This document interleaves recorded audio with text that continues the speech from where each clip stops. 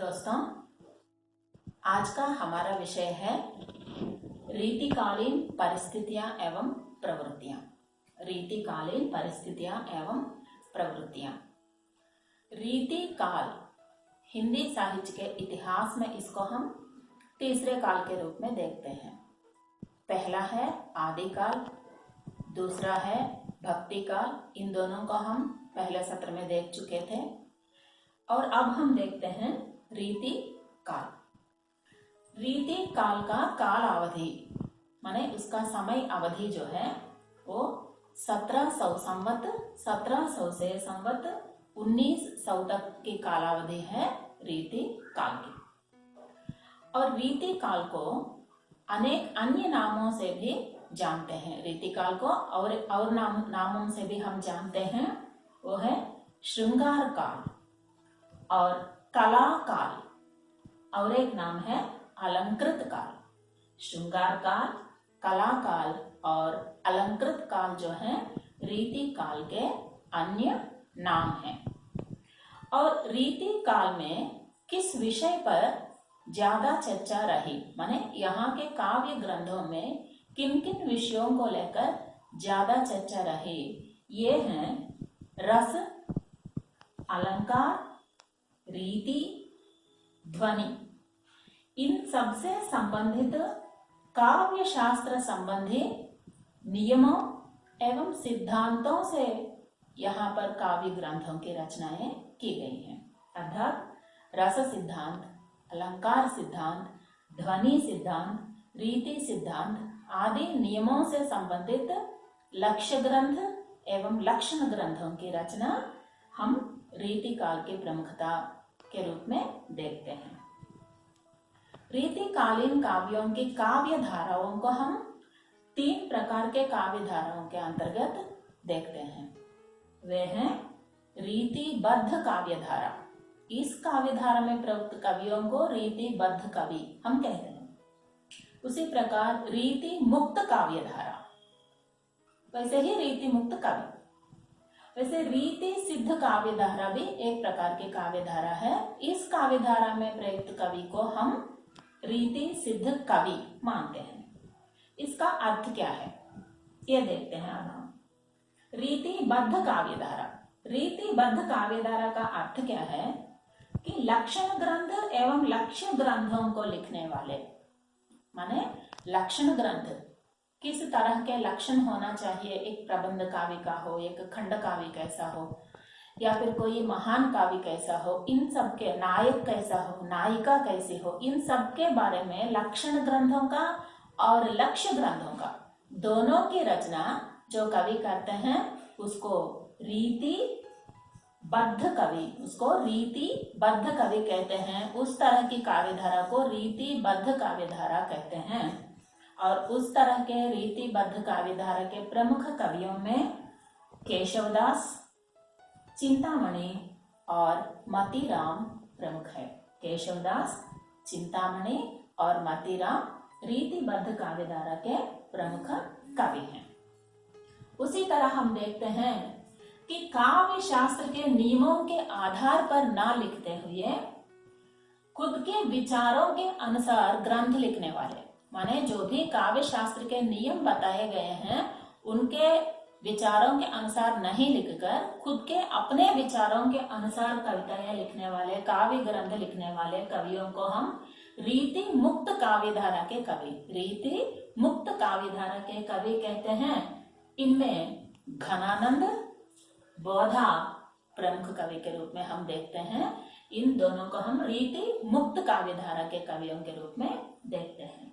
और तीसरा जो है रीति सिद्ध काव्य धारा, माने प्राचीन लक्षण ग्रंथों के आधार पर ये काव्य रचना करते हैं, परंतु कोई काव्य अंग या काव्य के लक्षण न देकर मात्र लक्ष्य ग्रंथ ये लिखते हैं।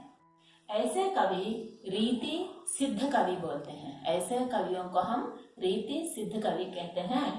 उनमें प्रमुख है कवि बिहारी लाल।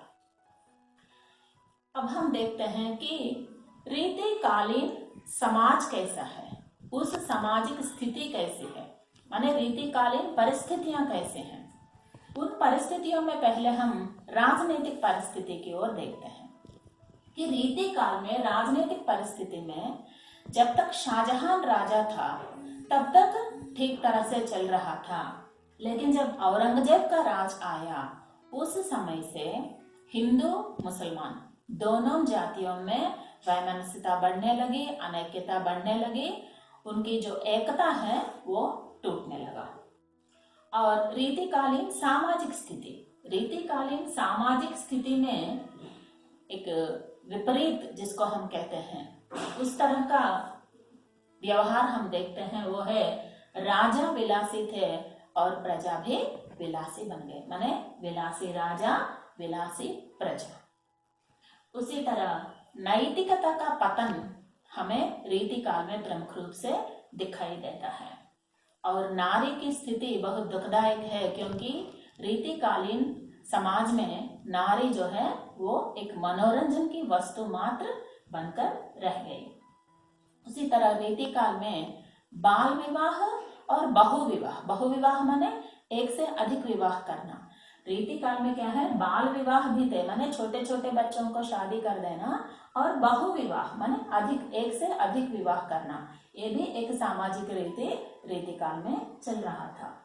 और पुजारी मुल्ला आदि जनता को लूटते रहते थे। पुजारी जो है हम सब जानते हैं कि मुसलमानों के होते हैं, और हिंदुओं का धार्मिक नेता जो है वो पुजारी कहलाता है, मुल्ला जो है वो मुसलमानों का धार्मिक नेता कहलाता है। ये सब जो है जनता को लूटते थे, माने धर्म के नाम पर डराते थे। और धर्म स्थान जो है, ये सब धर्म स्थान पापाचार के केंद्र बन गए हैं। माने यहाँ पर अच्छे काम नहीं होते, बल्कि भगवान के नाम पर ये लूटते थे सारे जनता को। और साहित्यिक स्थिति कैसी थी, रीतिकालीन साहित्यिक स्थिति कैसी थी, माने यहाँ कवि सब जो है राजा के आश्रय में रहते थे, माने राजाश्रय कवि जो है राजा के आश्रय में रहते थे। और ये सब पांडित्य प्रदर्शन के लिए श्रृंगार पर ग्रंथों की रचना करते थे, माने ये अपने पांडित्य को दिखाने के लिए श्रृंगार रस से संपूर्ण काव्यों की रचना करते थे यहाँ के कवि। और सतसई परंपरा की प्रमुखता रीतिकालीन समाज में हुई है, माने उस समय के साहित्य में सतसई परंपरा जिसको हम कहते हैं 700 दोहे जिसमें होते हैं उसको हम सतसई कहते हैं। जैसे कि तेलुगु भाषा में हम देखते हैं कि शतक माने 100 दोहे वहां पर होते हैं, 100 पद होते हैं उसमें। उसी तरह हिंदी में सतसई परंपरा एक है, उस परंपरा का विकास जो है वो रीति काल में हुआ है। यह रीति काल के साधारण लक्षण और रीति काल के कुछ प्रमुख विशेषता, माने छोटे छोटे प्रमुख विशेषता हैं। उनमें से एक है कि रीति काल जो श्रृंगार काल कहलाता है, फिर भी उसमें वीर रस का काव्य रचना करने वाला, माने श्रृंगार काल में माने रीति काल में वीर रस से संपूर्ण काव्य लिखने वाला कवि जो है वो है कवि भूषण। उसी प्रकार और एक कवि को हम देखते हैं जो है घनानंद की विशेषता यह है कि वे अपने प्रेमिका के नाम पर, अपने सुजान है उनकी प्रेमिका का नाम, अपने प्रेमिका के नाम पर वे कृष्ण भक्ति से पूर्ण काव्य लिखते हैं, ये एक विशेषता है। और सबसे बड़ी विशेषता है रीति काल की कि नीति काव्य धारा के कवि के रूप में हम कवि रहीम को देखते हैं। यह पूरी तरह से रीति कालीन काव्य की प्रवृत्तियां और इनकी विशेषताएं, जैसा आप देख चुके हैं। इसका कालावधि 1700 से 1900 तक है, इनके अन्य नाम हैं और प्रमुखता जो विषय इसमें बताए गए हैं। इसके 3 धारा के प्रमुख कवियों को हम पाते हैं।